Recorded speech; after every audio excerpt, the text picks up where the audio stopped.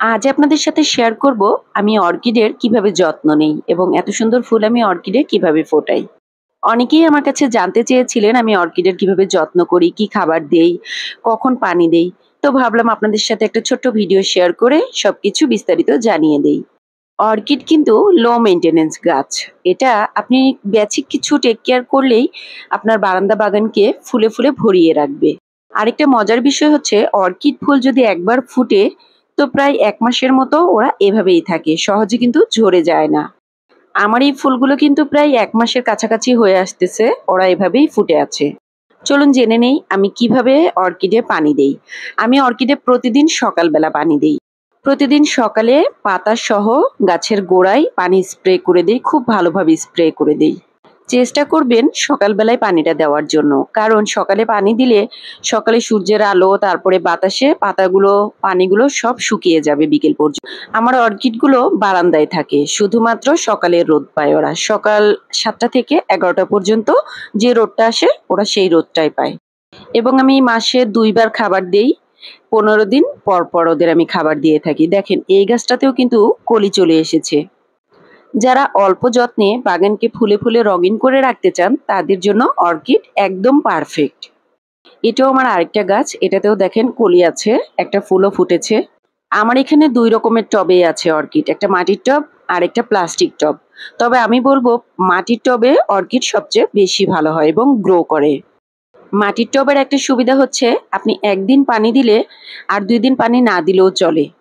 মাটির টবে পানি শোষণ করে নেয়, তাই প্রতিদিন পানি দেওয়া লাগে না। আর প্লাস্টিক টবে কিন্তু প্রতিদিনই পানি স্প্রে করে দেওয়া লাগে। তবে যারা নতুন অর্কিড করছেন আমি তাদেরকে বলবো অর্কিডের পাতায় চেষ্টা করবেন পানি না দেওয়ার জন্য। অনেক সময় পাতায় পানি দিলে পানিটা না শুকালে পাতায় একটা স্পট পড়ে যায়। এখন দেখে নেই আমি অর্কিডে কি খাবার দিব। একটা বোতলে 1/2 লিটার মতো পানি নিয়ে নিয়েছি। আমি এনপিকে দিব ১৯-১৯-১৯। আধা লিটার পানির জন্য 1/2 চামচ এনপিকে সার দিব। এই এনপিকেটা ১৯-১৯-১৯ ইস টু এটা সব গাছে ইউজ করা যায়। এবার এটাকে পানির সাথে মিশিয়ে খুব ভালো করে মিশিয়ে নিতে হবে। এবং আমি এটা ১৫ দিন পর, পর অর্কিড সহ আমার বাগানে যে সমস্ত গাছ আছে আমি সব গাছেই স্প্রে করে দেই। এই খাবারটা ১৫ দিন পর, পর দিলে গাছের গ্রোথও ভালো থাকে এবং তাড়াতাড়ি ফুলও চলে আসে। এবার পানিতে দিয়ে খুব ভালোভাবে পানিটাকে মিক্স করে নিতে হবে। যেন একটুও পানির ভিতরে দানাগুলো না থাকে। সম্পূর্ণ দানাটা গলে যাওয়ার পরে পাতাগুলোতে স্প্রে করে দিতে হবে।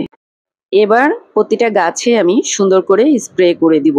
পাতাসহ এবং গোড়াতেও দিব, সম্পূর্ণ গাছেই দিব, শুধুমাত্র ফুলটাতে ভিজাবো না।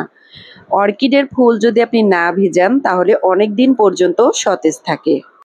তাই আমি চেষ্টা করি অর্কিডের ফুলগুলোতে পানি না লাগানোর জন্য। পানি লাগালে ফুলগুলো তাড়াতাড়ি পচে যায়। এভাবে সুন্দর করে পাতায় পানিগুলো স্প্রে করে দিবেন এবং চেষ্টা করবেন এই কাজটা বিকেলে করার জন্য। কারণ রোদের সময় অর্কিডে খাবার দেওয়া যায় না। বিকেলে এই স্প্রেটা করলে রাতের মধ্যে পাতার যে পানিগুলো থাকবে এগুলো সম্পূর্ণটাই শুকিয়ে যাবে এবং পরের দিন যে রোদ উঠবে এতে করে গাছের আর কোনো সমস্যা হবে না। যে কোনো গাছেরই খাবার কিংবা মেডিসিন আমরা যেটাই স্প্রে করি না কেন সেটা অবশ্যই বিকেলের দিকে করতে হবে। সকালে রোদের সময় যদি আমরা গাছকে খাবার দেই বা যে কোনো মেডিসিন যদি স্প্রে করি তাহলে কিন্তু রোদের তাপে গাছগুলো নষ্ট হয়ে যাওয়ার চান্স থাকে। তাই আপনারা চেষ্টা করবেন বিকেলের দিকে গাছকে খাবার দিতে এবং মেডিসিন স্প্রে করতে। বারান্দা বাগানীদের জন্য অর্কিড পারফেক্ট একটি গাছ।